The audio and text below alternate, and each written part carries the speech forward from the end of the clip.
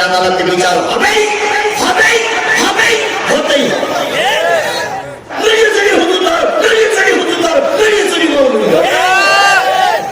থানায় বাড়ি না হইলে আজ করে নির্বাচিত ঝামেলা মিটে যাবে। যারা নরম পায় তারই ঘরে কথা বলে ঠিক নেবে। দেখেন বিএনপি রাজপথে দাঁড়িয়ে কত কিছু বলতেছে, চোরের বাচ্চা ডাকাতির বাচ্চা ইয়ে তা কত কিছু করতেছে, ওদের ধরে না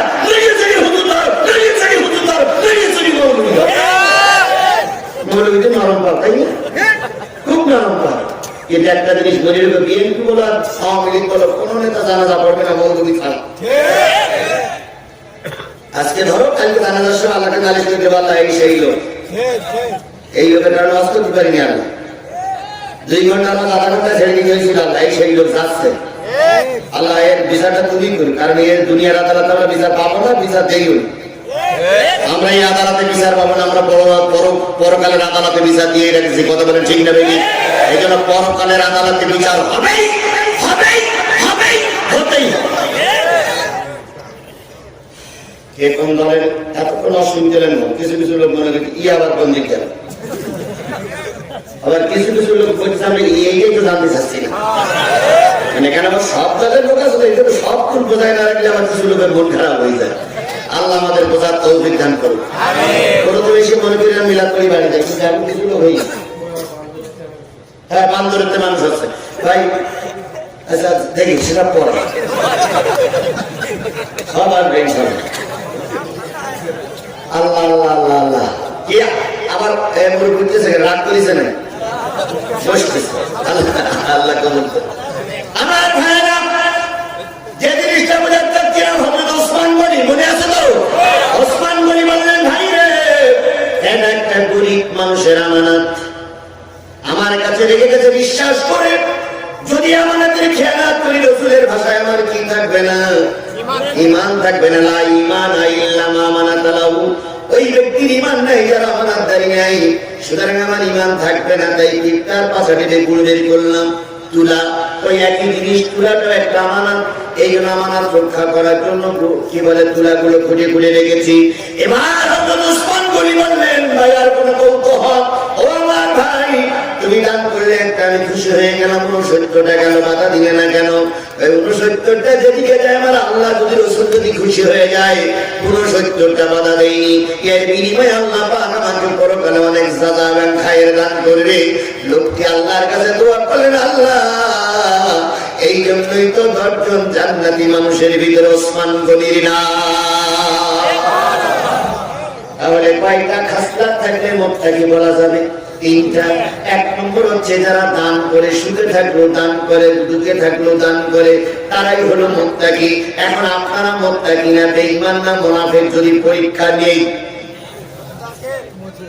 হ্যাঁ নেব আল্লাহর কোরআন দিয়ে পরীক্ষা নেব। আমি এবার দেখবো যে কারা মুত্তাকি কারা কি বলে মুনাফিক আর কারা মুসলমান। এটা যারা মুনাফিক তারা এখনো আসেনি, আর যারা পাঞ্চালি চলে যাবে বুঝতে হবে ওরা ওই পাবে। আর দান চাইলে যারা বিরোধিতা করবে মসজিদ মাদ্রাসা বুঝতে হবে ইসলামের দুশমন। আর যারা যতটুকু পারে ততটুকু দেবে তাদেরকে বলা হবে মুত্তাকি। তাই যদি হয় আজকের লোক সংখ্যা কম, আমি আর 2 পয়েন্ট আলোচনা করি। 1টা পয়েন্ট আলোচনা করলাম, আর বাকি আছে 2টা পয়েন্ট। 2টা পয়েন্ট। একটা হচ্ছে কাযিমিন আল গাইস, রাগকে হজম করে, আফিন আনিন নাস, মানুষকে মাফ করে দেয়। আল্লাহ পাক এদের ভালোবাসে। আমি এই 2টা পয়েন্ট আলোচনা করব। রাগ হলে হজম করে আর মানুষকে মাফ করে দেয়। 3টা পয়েন্টের 1টা পয়েন্ট আলোচনা করেছি। দান, যারা সুখে থাকলে দান করে, দুঃখে থাকলে দান করে, তারা হয় মুত্তাকি। এখন আপনারা সুখী আছেন কি দুঃখী আছেন আমি জানি না।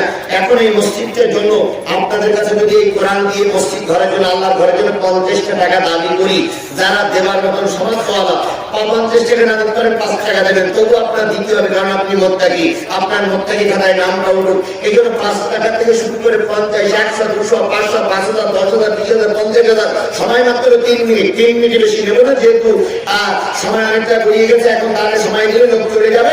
এই জন্য আমি যদি আপনার কাছে 5 টাকা, 10 টাকা, 20 টাকা সমাপ্ত অনুযায়ী যাই, আপনারা কি দেবেন? দিয়ে কি মোত্তাকি খাতায় নামটা করবেন? এখন আপনি মোত্তাকি না আমি জানি না, কিন্তু আজকে পরীক্ষা হবে আপনি মোত্তাকি না।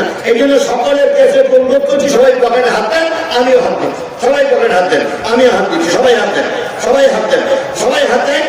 আর আমি সাধারণত দান করার সময় একটু খোটাখুটি করি, কারণ নতুনটা দেওয়ার জন্য চেষ্টা করি। নতুন জিনিস দিলে আল্লাহ পছন্দ করে, ভালো জিনিসটা আল্লাহ পছন্দ করে। এই জন্য আমি ভালোটা দেওয়ার জন্য চেষ্টা করি।